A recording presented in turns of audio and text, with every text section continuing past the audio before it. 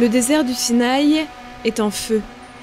Le gazoduc qui relie l'Égypte à Israël vient d'être attaqué pour la 12e fois depuis la révolution de janvier 2011.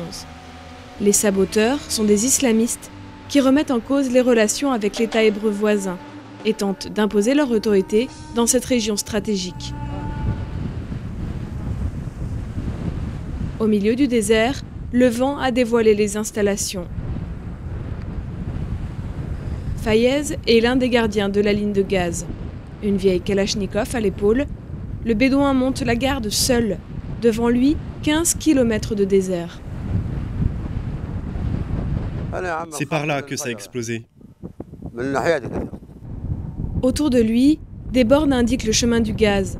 Des cibles faciles pour les saboteurs qui parcourent la zone armés de détecteurs de métaux.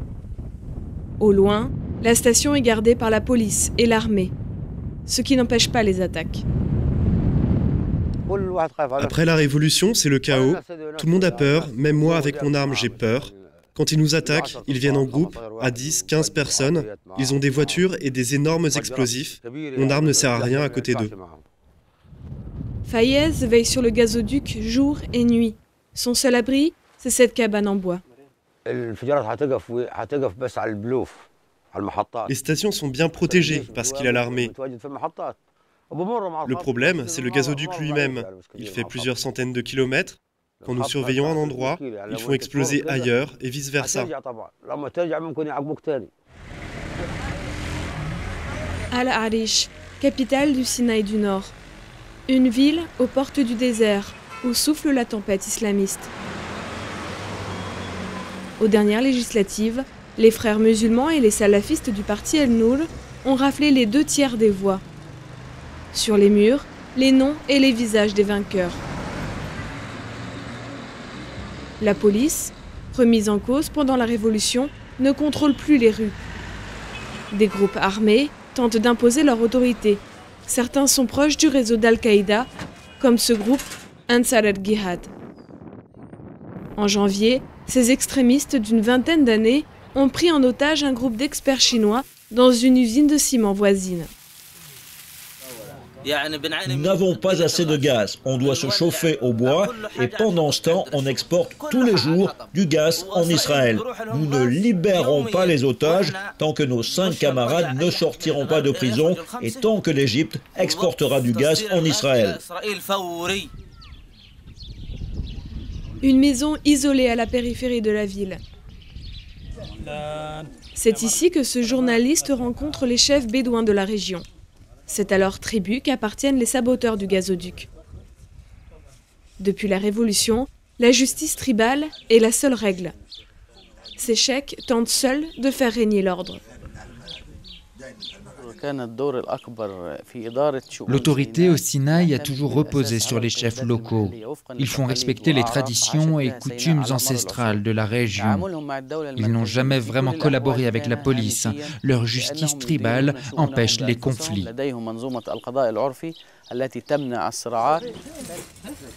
Salah enquête sur ces groupes qui refusent d'être approchés et sèment la terreur au Sinaï. Mais les chefs bédouins se veulent rassurants. Pensez-vous qu'il soit possible de contrôler ces groupuscules islamistes?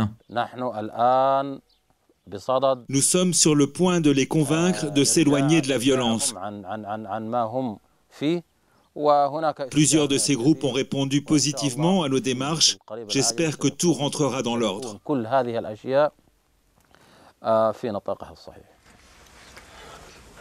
Cher Nasser, lui, a participé aux négociations pour la libération des otages chinois. Il est contre le recours à la violence, mais il cherche une solution diplomatique avec les islamistes. Je pense qu'il serait meilleur que l'État ouvre une nouvelle page et libère tous les détenus. Tous ceux qui ont commis des crimes avant la Révolution, il y a beaucoup de dossiers, des choses fausses, on ne peut pas faire le tri. La seule manière de s'en sortir, c'est de faire une amnistie générale. L'insécurité met en danger l'équilibre fragile du Sinaï, mais elle fait aussi le jeu des contrebandiers.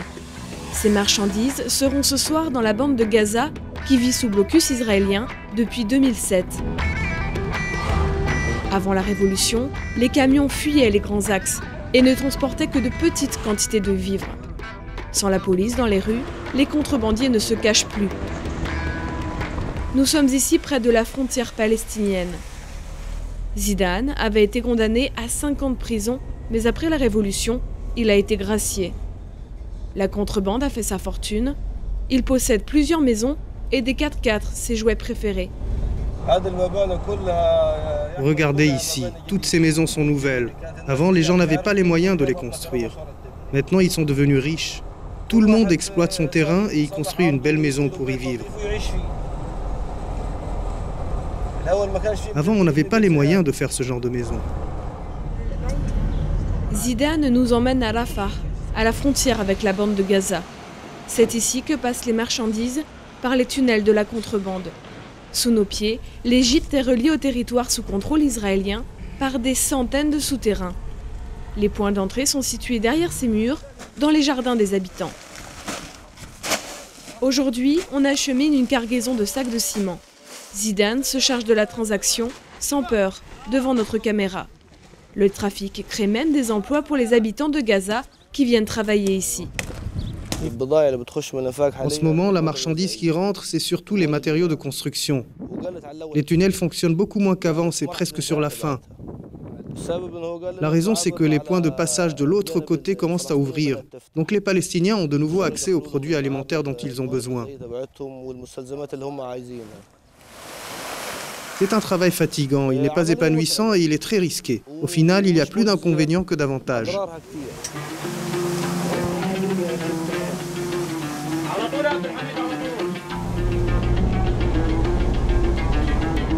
Le rêve de Zidane, c'est de changer de vie, de changer de travail.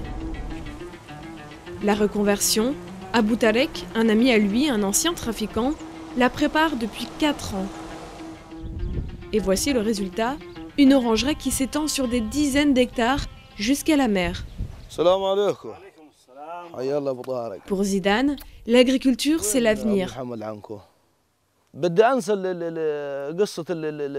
Je veux moi aussi oublier la contrebande. Je veux m'en éloigner pour toujours. Je veux vivre une nouvelle vie.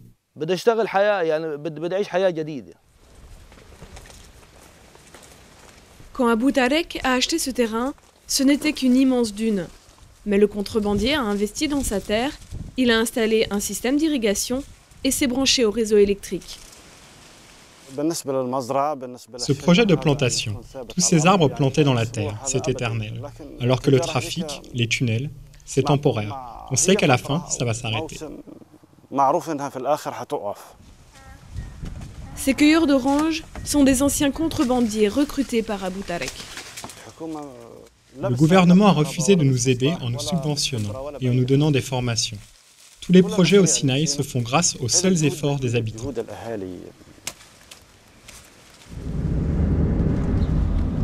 Ici, à Al-Arish, les autorités civiles tentent de sauver la face.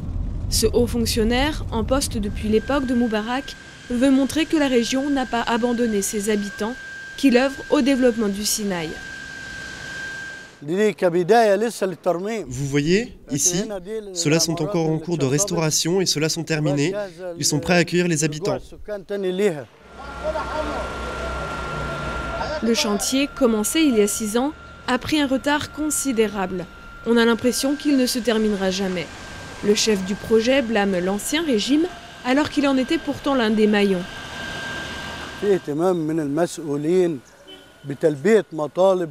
À présent, les responsables veulent vraiment répondre aux demandes des gens, à tous les niveaux. Nous ressentons que tous les gens ont souffert de l'indifférence et de l'abandon de l'ex-régime.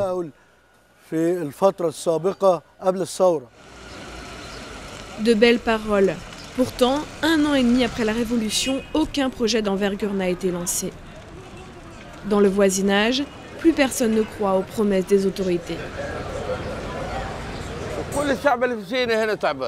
Il n'y a pas de développement, tout le monde souffre ici.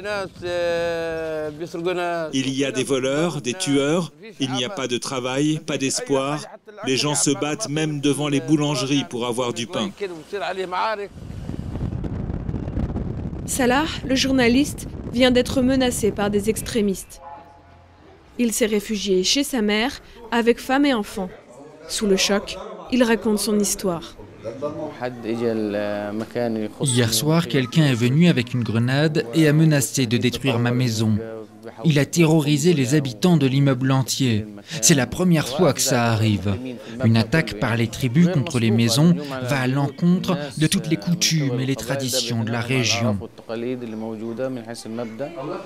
Son article sur les groupes islamistes est à l'origine des menaces.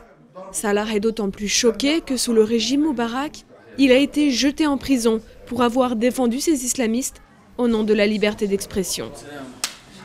Voisins, amis et chefs tribaux se succèdent auprès de lui pour le réconforter.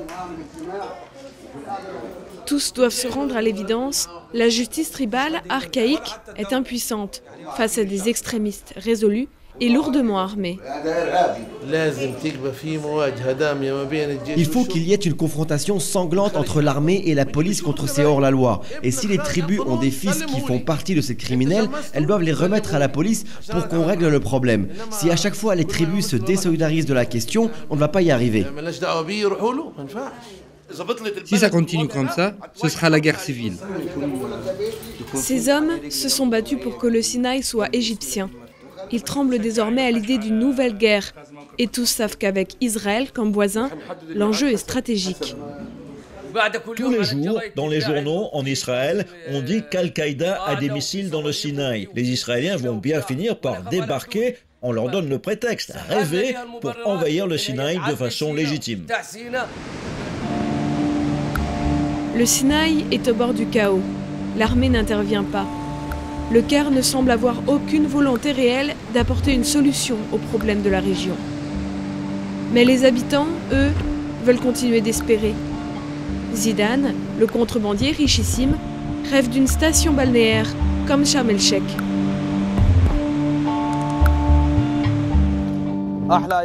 Si j'ai cette terre, j'en ferai le plus beau centre touristique du monde.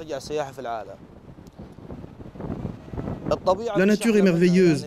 Avec un paysage pareil, je pourrais faire un village vacances à moindre coût. Ce serait juste magnifique. Zidane et ses compatriotes ont gagné leur liberté, mais au prix de l'incertitude. Aujourd'hui, plus encore qu'hier, le ciel du Sinaï est lourd et menaçant.